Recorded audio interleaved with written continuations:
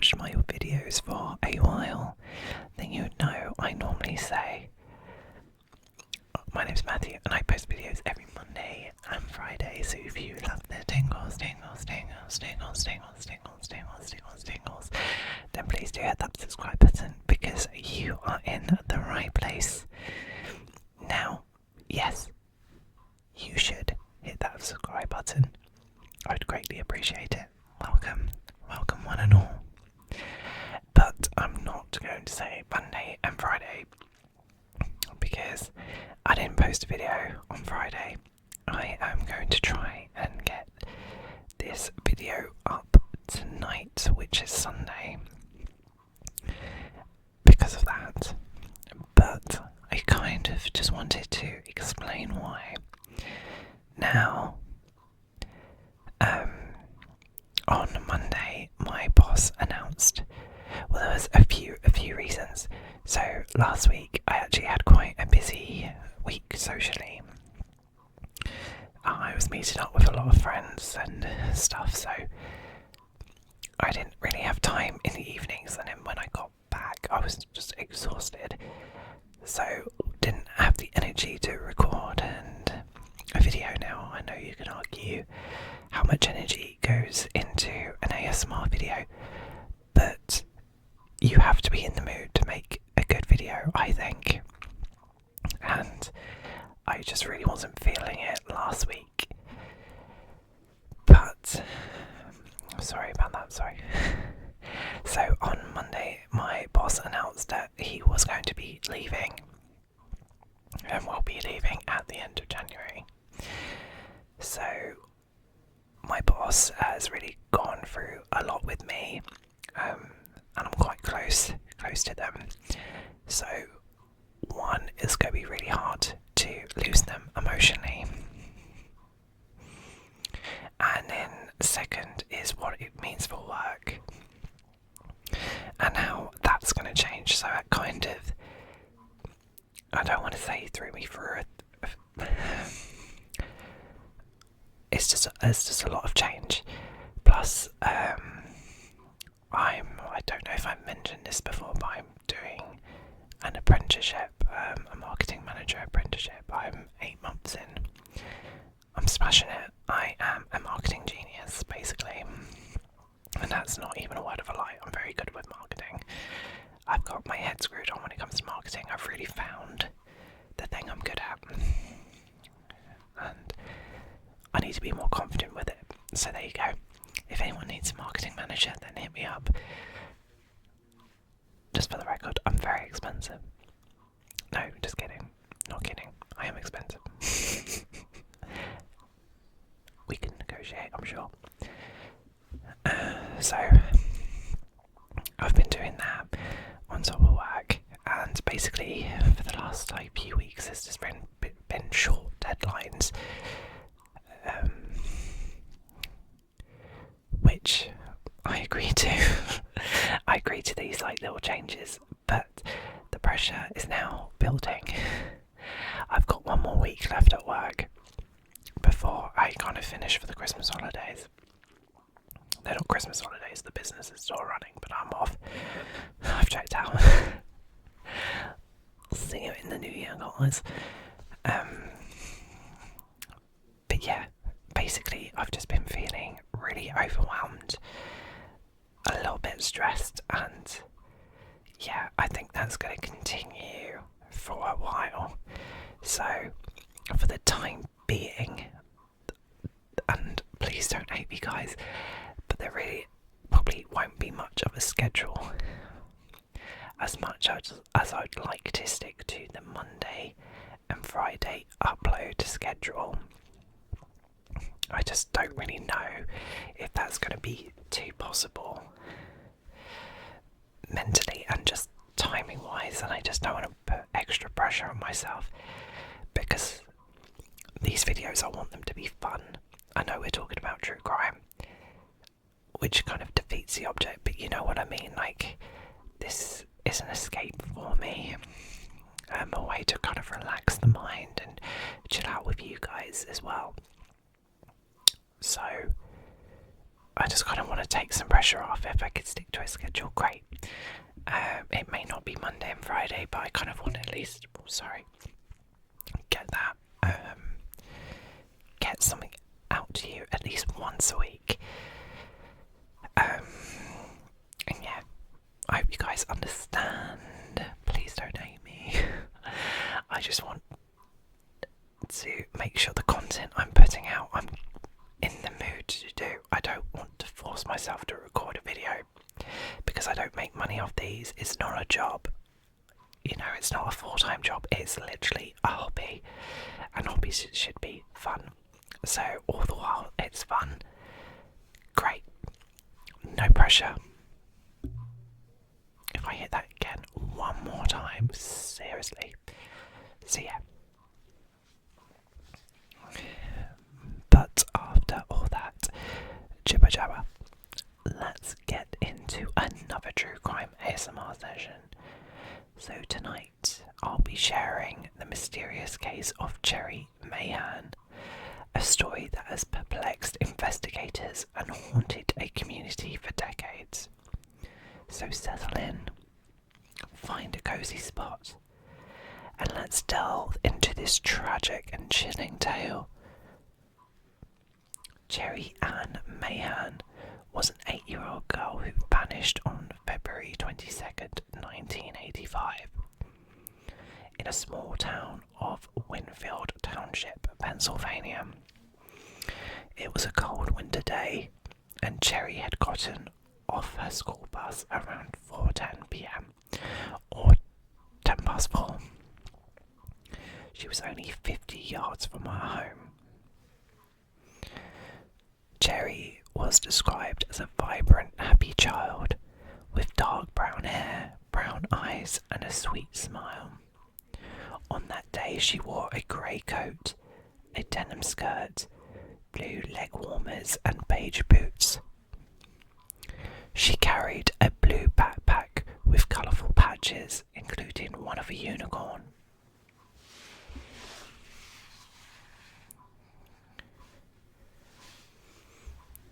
When Cherrie stepped off the bus, she was walking toward her driveway.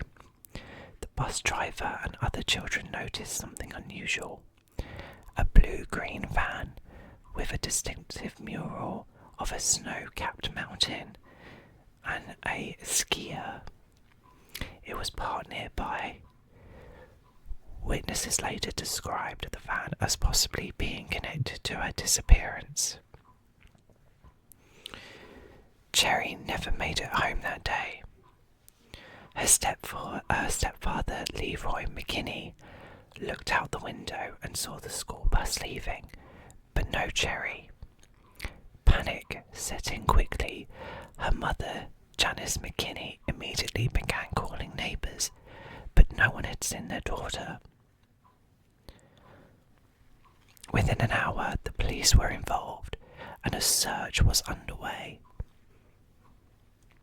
The investigation revealed very few concrete leads. The mysterious van became primary focus.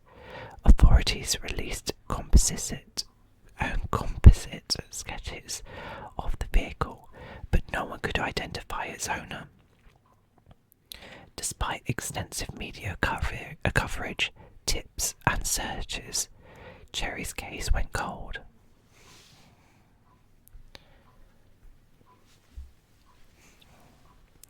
The blue-green van described by witnesses was a Dodge, likely from the 70s. Its mural of a snowy mountain and skier was considered highly unusual, yet distinctive. Investigators believed the van's appearance should have led to a quick identification, but it never surfaced in the area again. Suspicious, I think. Several theories emerged over the years. Some believed Cherrie might have been abducted by someone she knew, while others pointed to the possibility of a stranger abduction. The sighting of the van remained the most credible lead, though no evidence could directly tie it to Cherrie's disappearance. In the days following her disappearance, search efforts included ground searches, with volunteers, police, and even helicopters scanning the surrounding area. Flyers with Cherrie's photo were distributed widely, and the case received national attention, but no definite clues were uncovered. The community of Winfield Township was deeply shaken by Cherrie's disappearance. Neighbours who had always felt secure began locking their doors, and parents started accompanying their children to and from the bus stop. Candlelight vigils were held, with residents gathering to pray for Cherrie's safe return. Local businesses contributed toward reward funds, hoping to incentivize anyone with information to come forward.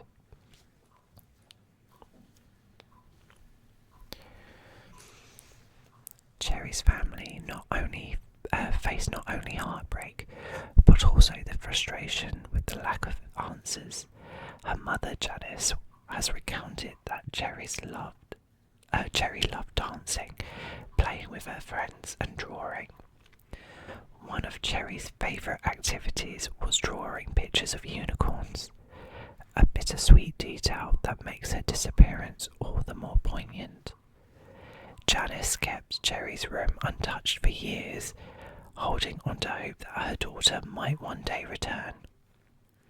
Investigators initially considered several potential suspects, including registered sex offenders in the area and individuals with prior histories of kidnapping.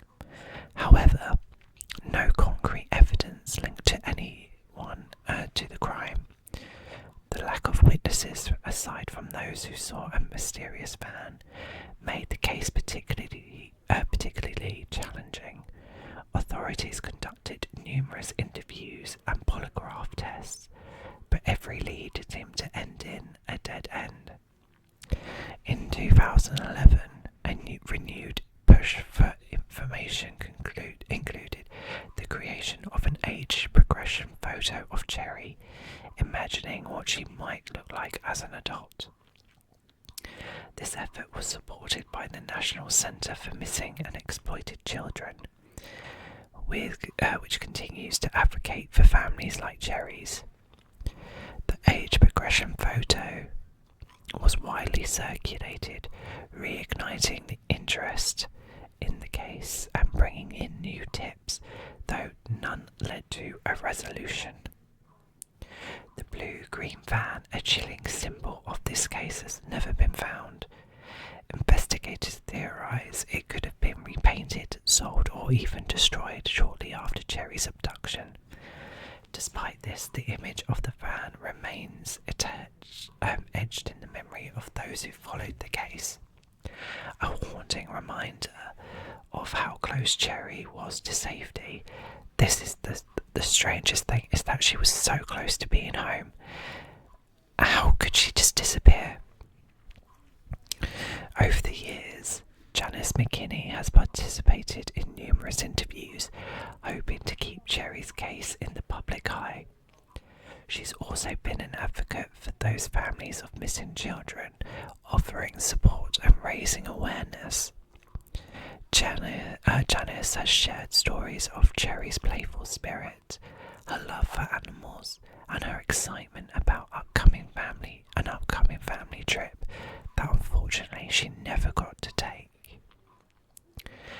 These memories keep Cherrie alive in the hearts of those who loved her.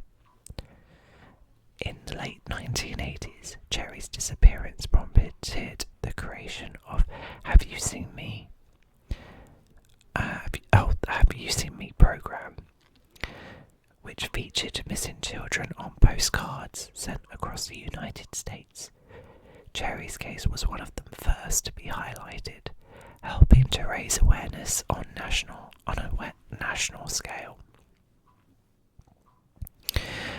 The program brought hope to many families, though for the McKinneys the answers they sought remained elusive. One particularly heartbreaking aspect of this case is the lack of closure. Janice McKinney has often spoken about the difficulty of not knowing of what happened to her daughter. She described the lingering uncertainty as an open wound that never fully heals. The feeling is shared by many families of missing children who must navigate the painful limbo between hope and despair.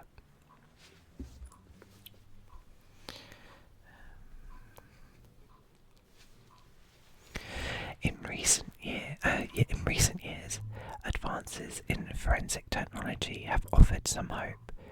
Law enforcement agencies are increasingly using genetic genealogy to solve cold cases, and Cherrie's case remains eligible for re-examination. Using these methods, however, the lack of physical evidence has been a significant obstacle.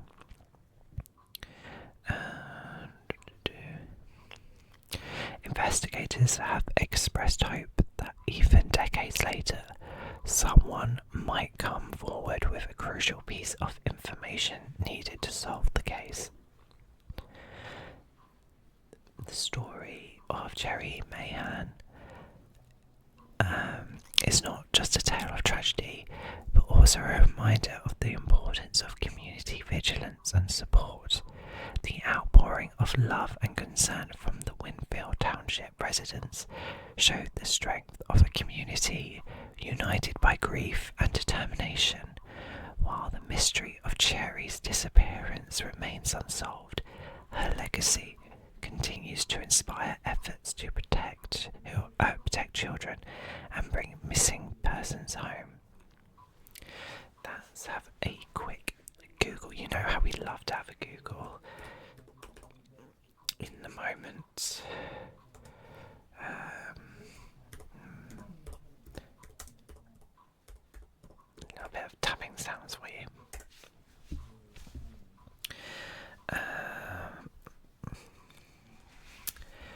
So, looking at recent articles, there was one from June this year. Let's see what CBS News has to say. So, woman claims to be missing child Cherrie Mahan, last seen in Pennsylvania 39 years ago.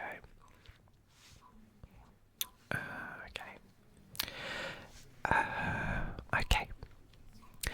Winfield Township, Pennsylvania.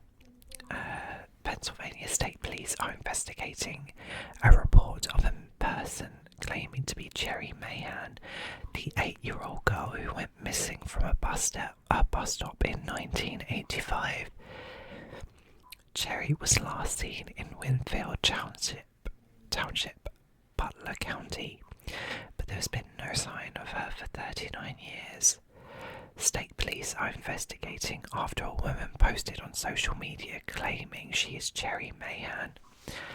Last month, the woman posted her claim in a Facebook group. The Mahan family says they don't believe her, but state police are working with an out-of-state agency to positively identify the woman making her claim. I mean, the pictures side by side,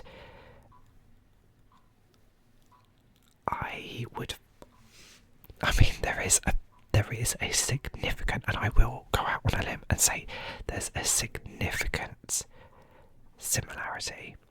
So, I'm assuming this isn't her, but I mean, I would think if I saw a picture of her, I'd be like, and if there were some gaps in my childhood, definitely, because 8 years old, you're kind of old enough to remember your family, you're old enough to remember things.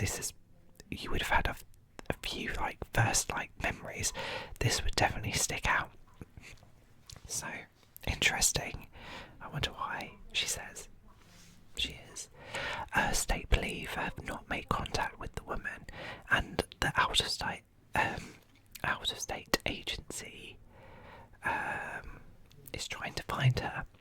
In an update on Thursday, state police said they were able to obtain fingerprints for the name left by the caller.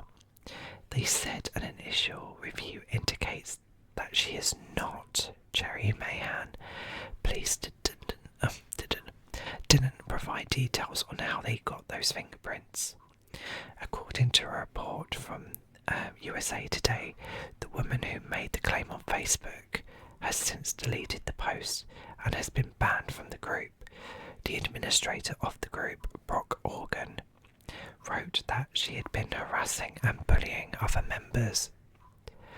Mahan was last seen getting off her school bus on Cornplanter Road in Winfield Township on February 22nd, 1985. Police say a bright blue 1976 Dodge van with a mural of a mountain with a skier may be involved in her disappearance. State police say the amount of time that has gone by makes this case difficult to solve. 3 other women throughout the years have claimed to be Mahan. There's still a $5,000 cash reward for anyone with information that leads to an arrest, solving the case in finding Mahan.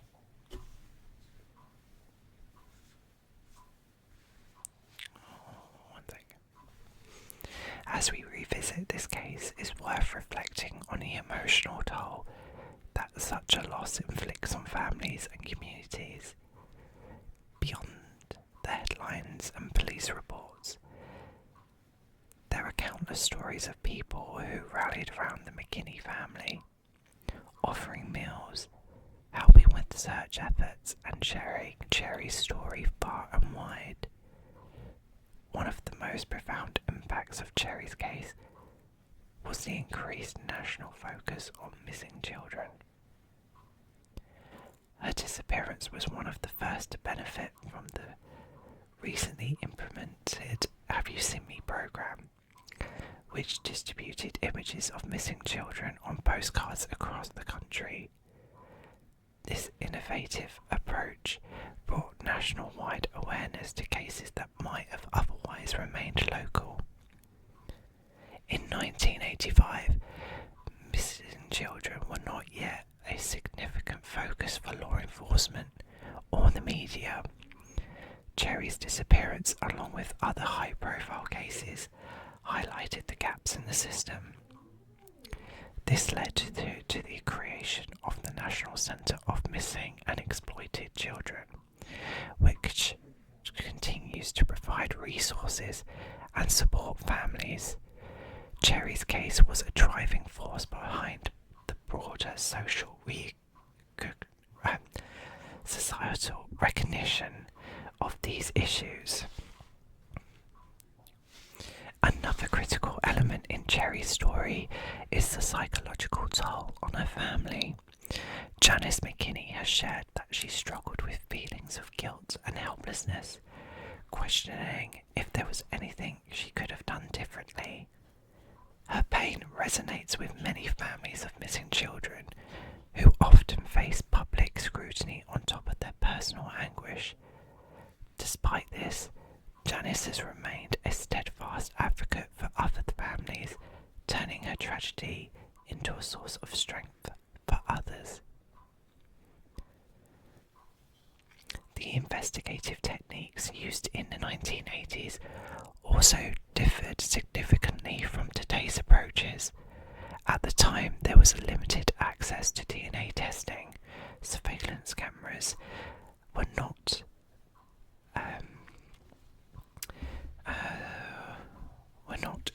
ubiquitous, and digital records did not exist. This meant that investigators had to rely heavily on eyewitness accounts and physical clues, both of which were scarce in Cherrie's case. Modern advances in forensic technology offer renewed hope. Techniques such as genetic genealogy testing, which combines DNA testing with family tree analysis, have solved decades-old cases. Investigators investigators working on Cherrie's case have expressed optimism that these tools might eventually provide answers, though the lack of physical evidence remains a hurdle. Cherrie's story underscores the importance of community vigilance. The witnesses who reported the blue-green van provided crucial information. Even though it didn't lead to a concrete resolution, their willingness to come forward exemplifies the role of everyday people play in solving crimes. It's a reminder that no detail is too small when it comes to an investigation. Over the years, numerous tips have poured in, ranging from potential sightings of Cherrie to information about the van.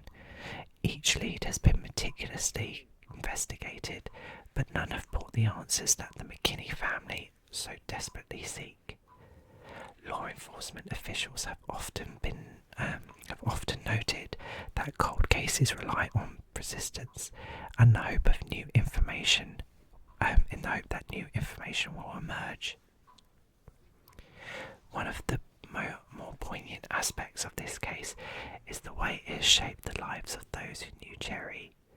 Friends and classmates have shared memories of her laughter, her kindness, and her love for animals. These stories paint a picture of a bright, loving child whose life was tragically cut short. For her family, these memories are both a source of comfort and a reminder of what they have lost. The legacy of Cherrie's case extends beyond the immediate community. Her disappearance has inspired changes in how missing children cases are handled, emphasizing the importance of quick action and widespread dissemination of information.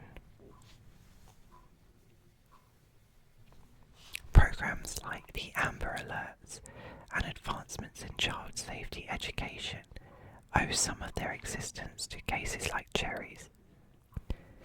As we close this session, let's take a moment to reflect on the resilience of the human spirit. Despite the unimaginable pain of losing a child, families like the McKinneys continue to fight for answers, ensuring that their loved ones are never forgotten. Cherrie's story is a testament to the enduring power of hope and the collective strength of a community determined to make a difference. Thank you for joining me tonight on this somber yet important story. Remember to hold your loved ones close and stay vigilant. Until next time, take care and sweet dreams. Night, guys.